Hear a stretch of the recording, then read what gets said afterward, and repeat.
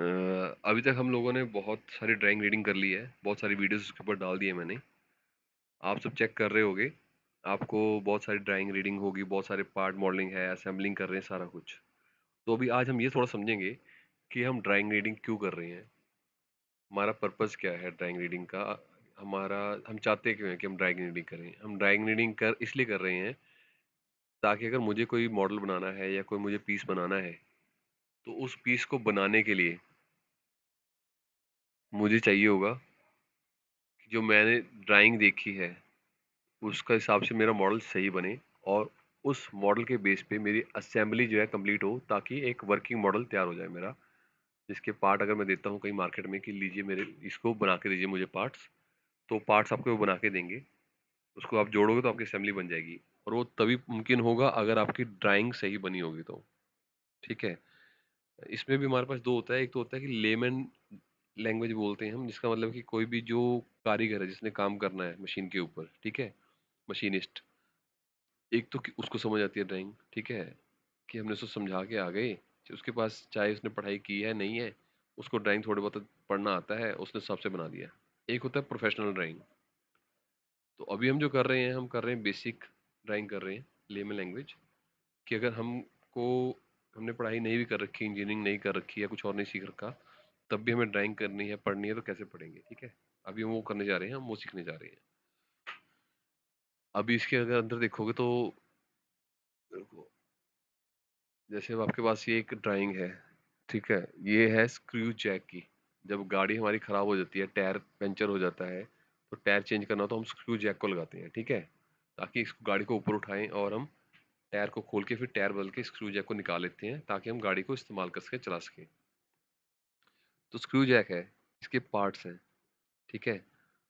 तो एक तो ये आपके पास ऐसी डायमेंशन आती है, इसमें बहुत सारी इसकी लिखी हुई है कि कितने का है ये, 30 यहाँ पे लिखा हुआ है, 9 लिखा हुआ है, अलग अलग है डायमेंशन, ठीक है। इसको 100% करेंगे तो और ज़्यादा क्लियर हो जाएगा, ठीक है। कि यहाँ पर 100 का है, वैल्यू लिखी हुई है, यहाँ पे 100 है, यहाँ 20 वैल्यू लिखी है, 125। ये जो वैल्यू सारी लिखी हुई है, और किसी के आगे ऐसे सिंबल लगा हुआ है, ठीक है, एक गोला डाल के उस पर लकीर डाल रखी है बीच में, इसका मतलब क्या है, ठीक है। यहाँ पे एक रिसेस लिखा हुआ है, इसका मतलब क्या है। 3 डीप लिखा है, इसका मतलब क्या है। यहाँ पे एसक्यू लिखा है, स्क्वेयर। आरएच लिखा है राइट हैंड थ्रेड के लिए, ठीक है। चूड़ी बोलते हैं हिंदी में हम लोग इसको। तो ये सब भाषाएं आपको सब पता होनी चाहिए कि क्या क्या है, हम क्यों लगा रहे हैं इस एरो को। हमने अगर इस लाइन के अंदर रखा है, तो इन एरोस को हमने लाइन के बाहर क्यों रखा है। और यहाँ पे लाइन की जगह हमने, एरो की जगह हमने ये दो लगा दिए स्टिक्स, ठीक है। तो अलग अलग एरो सिंबल्स है हमारे पास, ठीक है। अब हम ये क्यों कर रहे हैं, अब इसको पीस को देख रहा हूँ तो ये ऐसे कप की शेप में खड़ा है, पर यहाँ से देख रहा हूँ तो ये मुझे एक सर्कल लग रहा है, ठीक है। तो इसको ड्राइंग को रीड कैसे करना है, ये हम करेंगे, पर ये काम बाद का है। पहले हमारे पास कोई ड्राइंग आई है तो पहले उसके अंदर देखेंगे इसमें है क्या। अगर नाम लिखा है तो आपको पता लग जाएगा कि आप किस पे काम कर रहे हो, ठीक है। अगर नाम नहीं लिखा तो आप देखोगे कि इसके अंदर क्या क्या पार्ट्स हैं। एक तो आपके पास ये ड्राइंग है जिसमें डायमेंशंस हैं कि कितना क्या है, ठीक है। फिर आपके पास एक ड्राइंग ऐसी होती है जिसमें आपका यहाँ पे लिखे होंगे नंबर, कि ये पहला पार्ट होगा हमारा, एक पार्ट, ये दूसरा पार्ट, तीसरा पार्ट हमारा यहाँ पर है, चौथा ऊपर है, पांचवा उसके अंदर, और उसके अंदर छठवां हमारा, ठीक है। सातवां अलग से बाहर लगा हुआ हमारा पार्ट, ठीक है। तो हमारे पास इस वक्त कुल जो है 7 पार्ट है हमारे पास, ठीक है। तो ये हमारी, जैसे हम कहते हैं राशन लेने जाते हैं तो हमें एक रसीद पे हम लिखवाते हैं कि हमें क्या क्या सामान चाहिए, कितना कितना सामान चाहिए, और उसका मटेरियल क्या है, या कितना उसका प्राइस है, ठीक है, रेट क्या लगेगा हमें। तो उस तरीके से हमारा, इसको बोलते हैं हम इंग्लिश में बिल ऑफ मटेरियल, जिसको हम शॉर्ट फॉर्म में बोलते हैं, छोटी फॉर्म में बॉम, BOM बॉम, ठीक है। इस बॉम के अंदर क्या होता है, इस बॉम के अंदर हमारा लिखा होता है कि इसका नाम क्या है पार्ट का। जैसे पहला पार्ट है उसका नाम है बॉडी, दूसरा नट है हमारे पास, ठीक है, तीसरा हमारे पास स्क्रू है, जो ऊपर से हमारा नीचे चल रहा है हमारा स्क्रू, ठीक है, जो ऊपर नीचे होता है जब हम स्क्रू जैक को घुमाते हैं। चौथा पार्ट हमारे पास कप आ रहा है, ठीक है, जो ऊपर गाड़ी के ऊपर लगाया जाता है कप, ठीक है। पांचवा पार्ट हमारा, इसके अंदर एक वॉशर है जो नट और कप को टच होने से रोकता है, पर वो अंदर थ्रेडिंग कर रखी है हमारे स्क्रू के अंदर, जिसके अंदर थ्रेडिंग जाएगी उसकी, ठीक है। फिर सातवां हमारा पार्ट है टॉमी बार बोलते हैं इसको, ठीक है? जिसको पकड़ के हम उसको घुमाएँगे पूरा ताकि ऊपर जाए हमारा नट, ठीक है? एक तो इस तरीके से आप रीडिंग कर सकते हो, ये नाम पढ़ के, फिर इसके बाद क्वांटिटी मतलब लिखा है 1-1 ही है हमारे पास। अगर कोई चीज़ 2 होगी, 4 होगी तो यहाँ पे लिखा होगा कि क्वांटिटी कितनी है, ठीक है? एक तो हम बीओएम, फॉर्म हमारा इस तरीके से बना सकते हैं, रसीद इसकी, ठीक है? कि कौन-कौन सा सामान, कितना सामान है हमारे पास। एक हमारे पास आता है इस तरीके से लिस्ट आएगी, इसमें हमारे पास डायमेंशन भी सारी गिवन है हमारे पास, डायमेंशन दे रखी है, बता रखा है कि यहाँ पे नर्लिंग हो रखी है, यहाँ पे इसका थिकनेस ये है इसकी, ठीक है? इसमें डाया मीटर अलग-अलग है, सिंपल बताऊँगा सारा कुछ। जैसे एक तो लिखा होता है डाया 38/7, ये लिखा है डाया, इसका मतलब डायामीटर है, ठीक है? एक जगह ऐसा सिंबल बना होगा, इसका मतलब भी डायामीटर ही होता है, ठीक है? अगर किसी जगह ये लिखा हो सिंबल, तो इसका मतलब डाया 65 है। ज़रूरी नहीं है कि हर बारी DIA डाया ही लिखा होगा। कई जगह अगर आपका डाया ये पूरा जो एरो मार्क एक किनारे से दूसरे किनारे तक है, अगर वो आधे में दिखा रखा होगा तो वहाँ पे आर लिखा होगा। आर का मतलब है रेडियस, जैसे यहाँ पे दिखा रखा है कि ये रेडियस है आपका आधा, ठीक है? कि ये आपका आधा बता दिया आपको रेडियस, यहाँ पे आपको बताया आधा रेडियस कि R5 है आपका, ठीक है?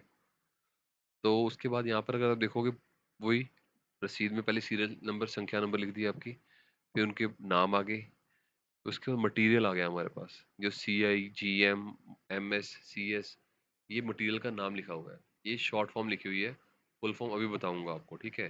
फिर क्वांटिटी आ गई कि एक एक ही क्वांटिटी है हमारे पास, ठीक है? अब देखोगे इसके अंदर तो आपका एक बॉडी पार्ट ये आ गया, ठीक है? नंबर 1, जो कि आपका टोटली बिल्कुल अलग बना रखा है, किसी के साथ सैम्बल नहीं कर रखा। जबकि आप अगर इसमें देखोगे तो इसके अंदर जो आपका ये बॉडी नंबर पार्ट 1 है और पार्ट नंबर 2, ये दोनों इकट्ठे कर रखे हैं। यहाँ पे लिखा हुआ 1 और यहाँ पे लिखा हुआ 2, तो ये दोनों को इकट्ठा जोड़कर दिखाया है यहाँ पर, ठीक है? अगर आप यहाँ पे भी चेक करोगे तो आपका ये 1, 2, 3 ये पूरी सिंबल करके दिखा रखा है उन्होंने, ठीक है? पर यहाँ पे देखोगे तो आपका पार्ट नंबर 1 ये है आपका, जो अलग से दिखा रखा है, इसकी अलग से डायमेंशन दे रखी है, ठीक है? उसके बाद पार्ट नंबर 2 ऊपर बना रखा है अलग से। अब इसके 2 व्यू हैं, एक नीचे व्यू है, एक ऊपर है, ठीक है? अगर मैं इसको फ्रंट सामने से देखता हूँ, तो इसका जो उस तरफ से जाके देखूँगा, उसको कहूँगा टॉप व्यू, तो ये मेरा टॉप हो जाएगा। अगर इसको देखता हूँ फ्रंट में, तो ये मेरा टॉप व्यू है। अगर देखो ऊपर बनाया है मैंने फ्रंट और नीचे आ रहा है टॉप व्यू, तो मेरा फर्स्ट एंगल में होगा, ठीक है? फर्स्ट एंगल, थर्ड एंगल के लिए मैं वीडियो बना रहा हूँ, उसकी कुछ ड्राइंग्स ले रहा हूँ, ताकि ज़्यादा ड्राइंग्स करेंगे और उसमें फिर कुछ क्विज़ भी डाल दूँगा कि आप बताइए कि फर्स्ट कौन-सी है, थर्ड एंगल कौन-सी है। उसको करना एक्सरसाइज़ को, ठीक है? आपको काफ़ी हेल्प होगी और काफ़ी कुछ क्लियर हो जाएगा उसके अंदर। फिर जैसे वो आपका पार्ट नंबर 4 है यहाँ पर, तो इसके भी 2 व्यू दे रखे हैं उन्होंने। अगर ये आपका फ्रंट व्यू है, तो ये आपका टॉप व्यू नीचे बनाया है, ठीक है? ये आपका पार्ट नंबर 3 आ गया स्क्रू, ठीक है? आपका यहाँ से एक अलग स्क्रू आ रहा है, जो आपका इसके अंदर लगेगा यहाँ पे, ठीक है? यहाँ पे आपका M12 है, ये M12 की थ्रेडिंग है। M12 का मतलब होता है मैट्रिक थ्रेड, ठीक है? और नीचे यहाँ पे लिखा है स्क्वायर थ्रेड, तो मतलब इसका जो प्रोफाइल होगा, जो शेप बनेगी इसकी स्क्वायर थ्रेड में होगी। मैट्रिक में आपका 60 डिग्री एंगल रखते हैं, ठीक है? नर्लिंग, नर्लिंग आपका अलग से एक टूल होता है हमारे पास, जिसको हम ग्रिप बोलते हैं। जब हम कोई चीज़ को पकड़ते हैं, उस पे ग्रिप बनी होती है, तो उसको हम नर्लिंग टूल से नर्ल करते हैं, ठीक है? उसके बाद आपकी ये वॉशर है, ठीक है? वॉशर का अलग से ये वैल्यू दे रखी है, इसको आप घुमा के भी देख सकते हो, ठीक है? अगर ऐसे देखोगे तो आपको ज़्यादा क्लियर आएगी समझ, ठीक है? मतलब आप शीट को अगर प्रिंट निकाल रखा हो तो आपके लिए ईज़ी हो जाता है काम करना, ठीक है? अच्छा, अब हम CI क्या है, GM क्या है, ये मटेरियल के नाम है। आपको मैं ये सब बता सकता हूँ कि ये कास्ट आयरन है, ये गन मेटल है, माइल्ड स्टील है, कास्ट स्टील है, माइल्ड स्टील है। पर अगर इसको हम अब कलर की देखते हैं अलग-अलग कर करके, कि हमारा इस तरीके से होगा, अलग-अलग उसका कलर है, ठीक है? तो ये नहीं होगा कि आपने उठाया और किसी चीज़ को इस्तेमाल कर लिया। हर एक जो मटेरियल आप यूज़ करते हो, चाहे वो गाड़ी है, चाहे घर के है, तो घर में अगर आप देखोगे तो प्लास्टिक के होते हैं आपके, ठीक है? लोहा होता है, एल्यूमीनियम होता है। इस तरीके से कहते हैं आपका हर जगह अलग-अलग होगा। अगर गाड़ी लोगे आप, तो गाड़ी के अंदर सीट का मटेरियल अलग होगा आपका, ठीक है? बोनेट अलग होगा। इंजन आपका कास्ट जो हो रहा है, कास्ट का मतलब होता है कि लोहा पिघला के बनाया जाता है आपका। उसके अंदर अलग-अलग चीज़ डाली जाती है उसकी ताकत के हिसाब से। तो ताकत के हिसाब से हम चीज़ को इस्तेमाल करते हैं, स्ट्रेंथ के हिसाब से, ठीक है? तो जैसे आपकी बॉडी है, तो उसको कास्ट आयरन का बनाया, नट आपने बनाया गन मेटल का, ठीक है? स्क्रू स्पिंडल बनाया आपने माइल्ड स्टील का, टॉमी भी बार आपकी जो होगी माइल्ड स्टील की होगी। अगर स्पेशल वॉशर इसके अंदर यूज़ कर रहे हैं, ठीक है? ताकि मार्क्स ना आए हमारे, कहते हैं जो स्क्रू है हमारा, वो इसको और कप को अलग करता है, ठीक है? स्क्रू हमारा स्क्रू स्पिंडल में लगेगा, बट कप्स जो है हमारा कास्ट स्टील, इसका सरफेस खराब ना करे स्क्रू, तो इसलिए हम वॉशर लगाते हैं इसके अंदर, ठीक है? अब स्पेशल वॉशर जो है माइल्ड स्टील की है, स्क्रू हमारा माइल्ड स्टील का है, कप हमारा कास्ट स्टील का है, ठीक है? जब आपको ये सब कुछ क्लियर हो जाएगा, ठीक है, कि ये किस तरीके से आपकी असेंबली बन रही है, किस तरीके से आपके पार्ट हैं, ठीक है, क्या क्या उसके पार्ट हैं, अलग अलग पार्ट आपके, ठीक है, इस तरीके से हमारी फाइनल असेंबली, आखिर में ऐसी हमारी असेंबली बनेगी। जब आपको ये सारा कुछ क्लियर हो जाएगा, उसके बाद अगला काम शुरू होता है कि आप अब हर एक पार्ट की ड्राइंग में डायमेंशन पढ़ेंगे। ये नहीं कि आपने ऐसे देखा जो ऐसे लगेगा तो अब हम बनाना शुरू करते हैं, नहीं। अब आप क्या करेंगे, आप एक एक पार्ट की, ठीक है, इसके अंदर से चाहे ले लीजिए आप, या आप इस ड्राइंग से ले लीजिए। ड्राइंग्स अलग अलग हो सकती हैं, डायमेंशन अलग अलग हो सकती हैं, क्योंकि स्क्रू जैक अलग अलग कंपनी बनाती है, अलग अलग मॉडल होते हैं उनके।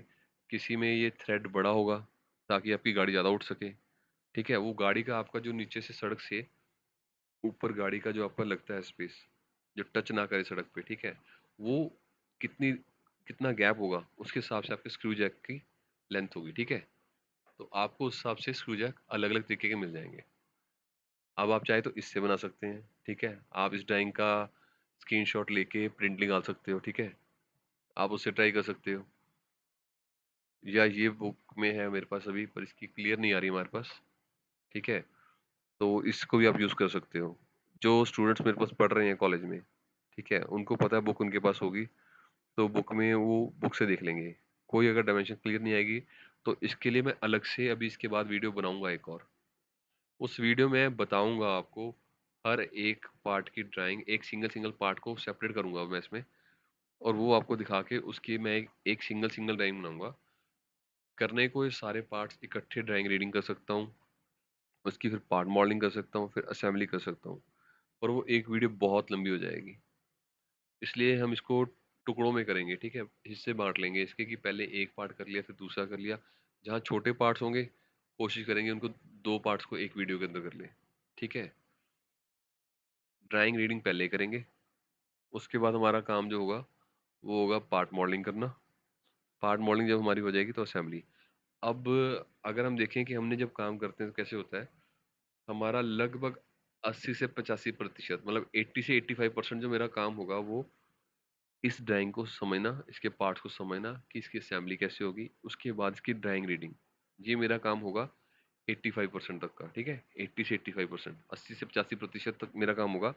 अगर मैंने सारी ड्राइंग रीडिंग समझ ली, इसकी डायमेंशन कहाँ है, ये पहले ढूँढना पड़ता है कि सारी डायमेंशन, सारी इसकी वैल्यूज़ गिवन है मेरे पास, ठीक है? अगर ये यहाँ पे 50 का है, तो क्या 50 का कुछ और यहाँ पे लग रहा है? ठीक है? तो मैं देखता हूँ कि जो मेरे ऊपर पार्ट नंबर 2 लगा, उसका ये वाला जो पोर्शन है पार्ट, ठीक है? ये शाफ्ट जो है मेरी, ये 50 की इस होल के अंदर आ रही है। ये कई बार यहाँ पे 50 नहीं दिया होगा आपको, ऊपर 50 दे रखा है, तो आपको यहाँ से देखना पड़ेगा कि ये 50 होगा।